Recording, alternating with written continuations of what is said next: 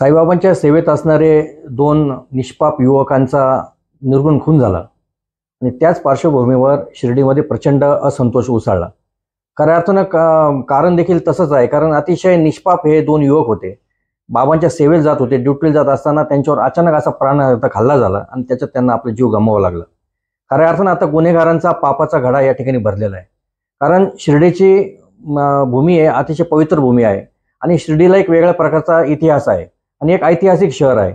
आणि वेळोवेळी या ठिकाणी अशा प्रकारे जर गुन्हेगारी वाढत गेली तर निश्चितच सर्व विचारधारेचे आमचे शिर्डीकर एकत्र येतात आणि या गुन्हेगारीचा बिमोड करतात. हा इतिहास आहे. आता त्याच पार्श्वभूमीवर आमचे सर्व शिर्डीकर वेगवेगळे विचारधारेचे असतील, वेगवेगळ्या पक्षाचे असतील, हे आता आम्ही एकवटलो आहोत. कारण आता आम्हाला कुठेतरी शिर्डी सुरक्षित करायची आहे, गुन्हेगारी मुक्त करायची आहे. कारण वेळोवेळी जर अशा प्रकारचे गुन्हेगार या शिर्डीमध्ये येऊन आश्रय घेत असतील, त्याचबरोबर या ठिकाणी टोळी युद्ध होत असेल, तर कुठेतरी आमच्या भविष्यासाठी, आमच्या पिढीसाठी आणि दूरदूरून येणाऱ्या साई भक्तांसाठी आम्हाला कुठेतरी या ठिकाणी एकत्र येणं गरजेचं वाटलं. आणि नामदार राधाकृष्ण विखे साहेब आणि सुजयदादांच्या नेतृत्वाखाली देखील आज आम्ही या ठिकाणी काम करत आहोत. काल परवा नामदार साहेबांच्या उपस्थितीत ओला साहेब जे आमचे पोलीस मुख्य आहेत, त्यांच्या अध्यक्षतेखाली या ठिकाणी बैठक झाली.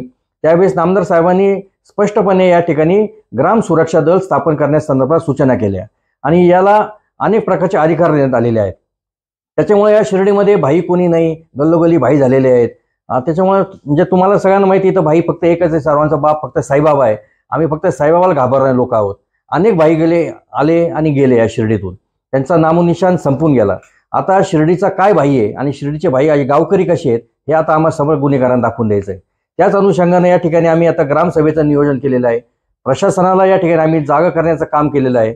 मला या ठिकाणी प्रशासनाचं कौतुक करायचं आहे. खऱ्या अर्थानं या ठिकाणी बऱ्यापैकी काम आता शिर्डीमध्ये गुन्हेगारी साफ करण्याचं काम चालू आहे. आताच मंगेश नानांनी सांगितलं की जवळपास 40% गुन्हेगार या ठिकाणी पळून गेलेले आहेत.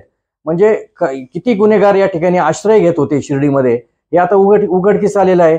जे सुजय विखे वेळोवेळी या ठिकाणी सांगत होते त्याचं प्रत्यंतर आज या ठिकाणी आलेलं आहे. त्याच्यामुळे शिर्डीचे संपूर्ण ग्रामस्थ समोर एकवटलेले आहेत.